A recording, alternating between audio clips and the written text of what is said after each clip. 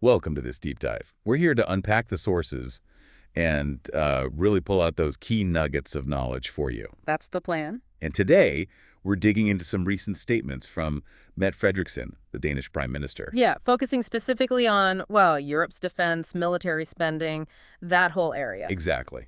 Our mission here is to kind of cut through everything and really understand the core message, what she actually saying, and what's the source material telling us about this push for rearmament. Right, and what immediately jumps out from the source is just how forceful she is. Forceful. How so? She's making this incredibly strong case for national defense becoming like the absolute top priority. Okay. And the language she uses it's pretty striking. The source actually quotes her talking about a potential game over scenario. Game over. Wow, that's blunt. It really is. It suggests the stakes feel incredibly high from her perspective. Yeah, no kidding. And the source material, it also points to something pretty interesting about Denmark itself, doesn't it? Their position within the EU. Oh, absolutely. Denmark, they've long been part of that Frugal Four group. Right, the ones always focused on keeping the EU budget tight. Exactly. Very focused on fiscal discipline. But the source clearly shows Denmark is, well, stepping away from that identity now. A big shift then. What's driving that? Does the source give a reason? It does, and it's quite explicit. The Prime Minister is quoted explaining it directly. She says something like, "As Danes will always be tough on the budget, but being part of the Frugal Four is no longer the right place for us." Okay. And then she gives the key reason. She says, "For me, the most important thing is to rearm Europe. That's my starting point. Rearming Europe is, for me, number one." Number one. So defense spending, rearming Europe, now overrides that traditional Danish focus on budget frugality. That's precisely the message. It signals a massive change in priorities for Denmark's leadership, suggesting the security landscape is seen as fundamentally different now. Which changes their whole approach, even within the EU context.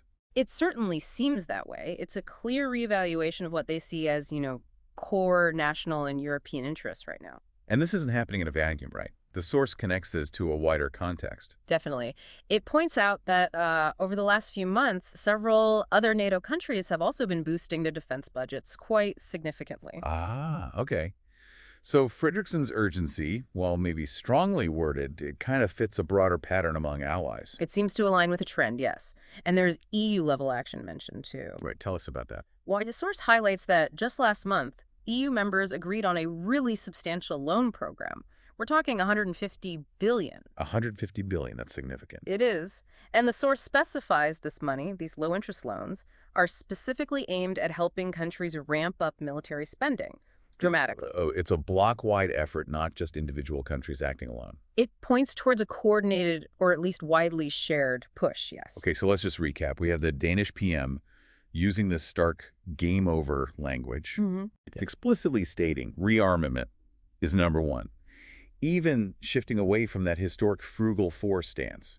And this is happening while other NATO states also increase spending. And the EU itself launches this huge $150 billion Prometarian fund for military investment. Yeah, the source material really paints this consistent picture of, well, a perceived urgent need driving major policy changes towards boosting military capabilities in Europe. This deep dive certainly makes that clear. The message is forceful.